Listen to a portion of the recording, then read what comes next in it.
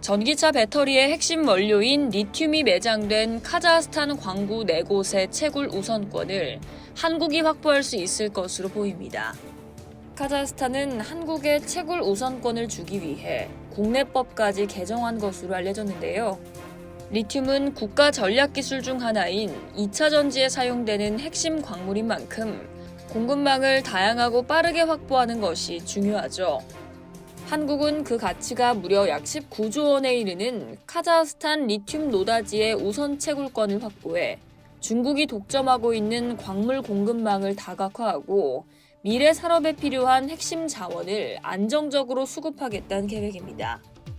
19일 과학기술계에 따르면 동카자흐스탄 바케누에의 리튬 페그마타이트 부존 지역 광구 4곳의 채굴 우선권을 한국이 가져가는 안이 유력시되고 있는데요. 현재까지 한국과 카자흐스탄이 공동으로 지질 조사를 한 결과 이들 광구에 묻혀있는 리튬의 가치는 142억 달러로 약 19조 원에 이릅니다. 채굴 대상은 카자흐스탄 바케누에에서 약 1.6제곱킬로미터에 걸쳐 있는 광활한 리튬 페그마타이트 부존 지역인데요. 한국지질자원연구원 자원탐사개발연구센터가 지난해 6월부터 현지에 연구원을 파견해 잠재 자원량을 평가 중입니다. 조사 결과 현재까지 리튬 매장량은 약 345만 톤으로 추정됩니다. 지질자원연은 카자흐스탄 정부와 광구에 대한 개발 투자자 선정 우선권을 놓고 조율을 해왔는데요. 지금은 한국이 우선권을 갖게 될 가능성이 유력한 상황입니다. 이평구 원장은 카자흐스탄 정부가 한국에 채굴 우선권을 줄 수 있도록 카자흐스탄 수석 부총리 차원에서 국내법까지 개정한 상태라고 밝혔습니다. 채굴 대상인 바케누에 지역에 위치한 광구 4곳 중 한 곳은 카자흐스탄 국영 광물 탐사 회사인 타오켄 삼육이 소유하고 있고 나머지 3곳은 카자흐스탄 민간 기업 오그네브스키에서 하층토 사용권을 보유하고 있습니다. 하층토는 표토 아래에 있는 토양을 말하는데 실제 채굴을 위해선 하층토 사용권 확보가 필수적입니다. 지금까지 한국은 지표 지질 조사를 위한 광구 조사권만 얻은 상태입니다. 카자흐스탄 산업건설부는 오그네브스키가 해당 광구의 광업권을 발급받는 과정에서 문제가 있었다고 보고 행정소송을 진행 중이며 이는 7에서 8월쯤 마무리될 예정입니다.